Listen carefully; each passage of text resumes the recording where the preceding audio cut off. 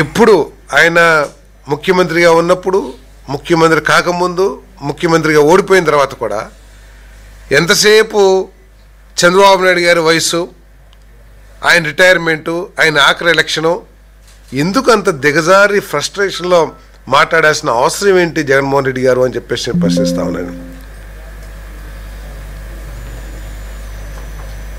చంద్రబాబు నాయుడు గారు భగవంతుడి ఆశీర్వాదంతో నిండు 100 ఏళ్ళు పూర్తి అధికారంలోనే ఉంటారని చెప్పేసి కూడా నేను భావిస్తాను. ఎందుకంటే ఆయన ఈ సమాజానికి, ఈ రాష్ట్రానికి మానవతా దృష్టితో పరిపాలన చేసే వ్యక్తి కాబట్టి భగవంతుడు ఆశీస్సులు ఉంటాయి. నువ్వు ఎన్ని ప్రేలాపనలు చేసుకున్నా, ఎన్ని శాపనార్థాలు పెట్టినా, గ్రామాలు అంటూ ఉంటాం శాపనార్థాలు పెట్టారని చెప్పేసి, ఏది పంపుగాడు తగాద దగ్గర లేకపోతే రోడ్లు ఊడ్చే చోట శాపనార్థాలు పెట్టారని చెప్పేసి అనుకుంటూ ఉంటారు.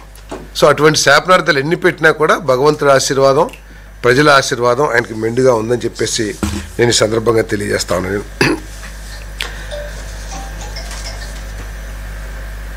పులివెందుల్లో నేను కూడా 3-4 బూతుల్లో నన్ను అక్కడ పనిచేయమని చెప్పటం, నేను దాదాపు 50-60 ఇళ్లలోకి వెళ్ళి డోర్ టు డోర్ నేను ప్రచారం చేశాను.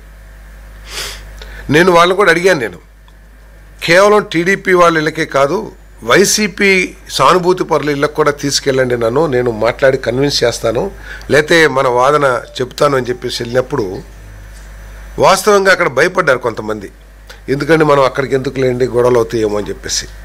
లేదు నేను వెళ్ళాము, నేను మామూలుగా మాట్లాడతాను, నేనేమి గట్టిగా మాట్లాడంటే అందరి ఇళ్ళకి వెళ్ళినా కూడా చాలామంది బలహీన వర్గాల ఇళ్ళకి వెళితే వాళ్ళు మమ్మల్ని రిసీవ్ చేసుకునే విధానం కానివ్వండి, మాతో మాట్లాడిన విధానం కానివ్వండి, అక్కడ మార్పుని ఎంత బలంగా కోరుకుంటున్నారో నాకు స్పష్టంగా అర్థమైందని చెప్పేసి మనం చేస్తాను. నేను ఇంటింటి ప్రచారమే కాకుండా రచ్చబండల దగ్గర కానీ, టీ బంకుల దగ్గర కానీ నేను చాలామందితో ఓపెన్గా కూర్చొని మాట్లాడాను. వాళ్ళు నన్ను ఇంటింటికి కూడా తీసుకెళ్ళడం జరిగింది. సో వాళ్ళు చెప్పేది ఒకటే, ఈ 30-40 సంవత్సరాల్లో మేము చేతులు కట్టుకొని ఎవరో ఒకళ్ళ ఇంటికి వెళ్ళి వాళ్ళ దగ్గర ఆదేశాలు తీసుకుంటాం తప్పితే మా భావాల్ని గౌరవించటం కానీ, మా ఆకాంక్షల్ని గౌరవించటం కానీ, మా ఇబ్బందులు, మా సుఖాలు, లేకపోతే మాకు కావాల్సినవి ఏమిటి అనేది ఎప్పుడు కూడా ఇక్కడ చర్చించడం జరగలేదని చెప్పారు. మేము చాలా స్పష్టంగా చెప్పాం. వాళ్ళకి సాగునీరు సమస్య తీవ్రంగా ఉంది. మీరు పులివెందులు ఎప్పుడున్నా మీరు ఎంతమంది వెళ్ళారు నాకు తెలియదు, కానీ కృష్ణా డెల్టా కంటే కూడా బ్రహ్మాండంగా అక్కడ ఉంటుంది, పంటలు పండుతున్నాయి. కానీ 30 సంవత్సరాల నుంచి ఆ పులివెందులకు కావాల్సిన సాగునీరు చిన్న విషయం కూడా వాళ్ళు చేయలేకపోవటం కానివ్వండి, లేదు ప్రత్యేకంగా మరి గృహ నిర్మాణ శాఖ మంత్రి కాబట్టి ఆ విషయంలో నా దగ్గర లేపారేమో, కానీ మాకు గత 20 సంవత్సరాల నుంచి ఒక్క ఇల్లు కూడా ఇవ్వలేదు.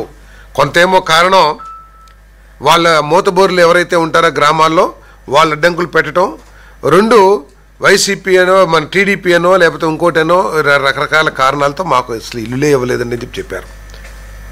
సో ఇన్ని సమస్యల పట్ల వాళ్ళందరూ కూడా నిజంగా మార్పు కోరుకున్నారు. ఈ పరిస్థితి నుంచి బయటికి రావాలని వాళ్ళు బలంగా కోరుకున్నారు కాబట్టే ఇంత ఘనమైన విజయం లభించిందని చెప్పేసి మనం చేస్తాను. ఇది 2029కి తొలిమెట్టు అని చెప్పేసి కూడా నేను ఈ సందర్భంగా తెలియజేస్తా ఉన్నాను. నేను పులివెందుల్లో కూడా వచ్చేసారి గెలవాలనే కసి,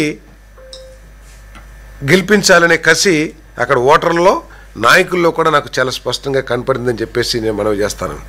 ఏదో కేంద్ర బలగాలు అని చెప్పేసి అసలు ఆయన తెలిసి మాట్లాడుతున్నారో లేకపోతే పరిపాలన గురించి అవగాహన లేక మాట్లాడుతున్నారో నాకు అర్థం కాదు. కానీ ఎప్పుడు వస్తాయి కేంద్ర బలగాలు? ఒక రాష్ట్రంలో లా అండ్ ఆర్డర్ బ్రేక్ అయినప్పుడు, లేకపోతే లా అండ్ ఆర్డర్ని మేము మెయింటైన్ చేయలేమని చెప్పేసి రాష్ట్ర ప్రభుత్వం చెప్పినప్పుడు వస్తారు తప్పితే మనకు తెలిసి అసెంబ్లీ ఎన్నికలకి, పార్లమెంట్ ఎన్నికలకి సెంట్రల్ ఫోర్స్ వస్తాయేమో, కానీ ఎప్పుడు లోకల్ బాడీస్కి ఎప్పుడు రాలా. ఇక్కడ ఒకవేళ నిజంగా అక్కడ లా అండ్ ఆర్డర్ బ్రేక్ అయితే మీరు 30 సంవత్సరాల నుంచి ఆధిపత్యం వహిస్తున్న ప్రాంతంలో, ప్రత్యేకంగా ఆ నియోజకవర్గంలో పులివెందులు అనేది వైసీపీకి కానీ కాంగ్రెస్కి కానీ బలమైన మండలం అని చెప్పేసి అక్కడ అందరూ చెప్తా ఉన్నారు. ఆ మండలంలో మీరు ఎన్నికల్ని బహిష్కరించండి అని కాల్ ఇచ్చినా కూడా, పిలుపు ఇచ్చినా కూడా 55 నుంచి 65% ఓటు పోలింగ్ అయిందంటేనే ఎంత వ్యతిరేకత మీ మీద ఉందో ఒకసారి ఆలోచించుకోవాలని చెప్పేసి కూడా నేను ఈ సందర్భంగా నేను మనవి చేస్తాను.